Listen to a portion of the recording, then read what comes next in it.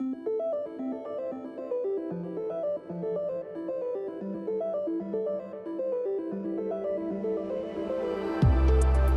I think about art, I really like to think about a beautiful book by John Dewey, the great American philosopher, called Art is Experience. Because really, art is experience, and that's where we get our inspiration.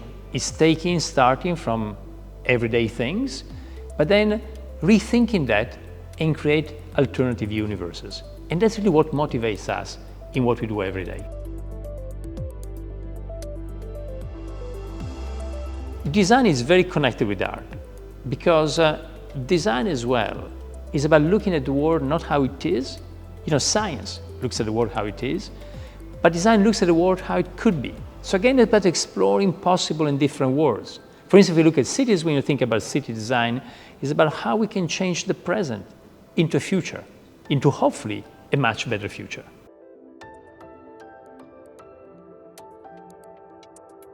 A lot of people today talk about smart cities, but I never like the term. I think smart city puts too much emphasis on the technology. I like actually the word sensible city. That's the name of our lab at MIT.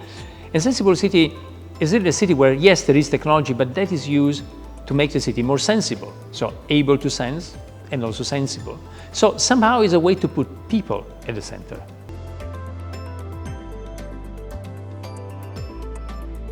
Even if I don't like the word smart city, certainly today is a very interesting time. It's a time where the physical world and the digital world are converging everywhere. And it's kind of very interesting. It's interesting because it helps us to collect data from the environment and better understand where we live. But also it's interesting because it's a beautiful new tool when you design new things. I don't like to think about design in terms of aesthetics and functionality, and perhaps also in terms of a dichotomy, a tension between them. I think what we need to look at is actually experience. It's human experience. It's put the human at the center. And if you start from that, everything else will align. I find the theme of the kaleidoscope very interesting. We also use it in several of our projects. And that's because life is kaleidoscope. It's about different things, and there, the most beautiful thing that comes from it is actually serendipity. Serendipity means that you're finding something you're not looking for. And that starts if you're that riches, the kind of kaleidoscope in the human experience.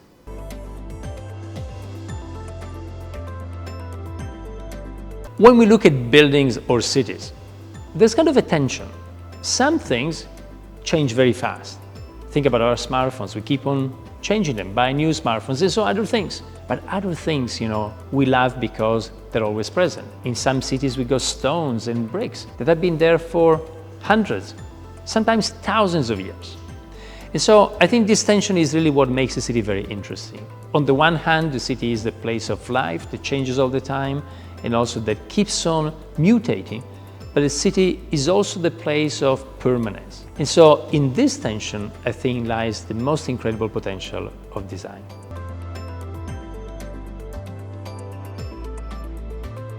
If you look at artists and designers and architects from the past, well, they always jump on the technological innovations of the time. And so I think it is vital for an architect, for any designer, to really look at the landscape of technological innovation. But the important thing is that there should never be a goal. It's only just a tool, another tool, a new palette in order to do what we love to do, and that's about enhancing human experience.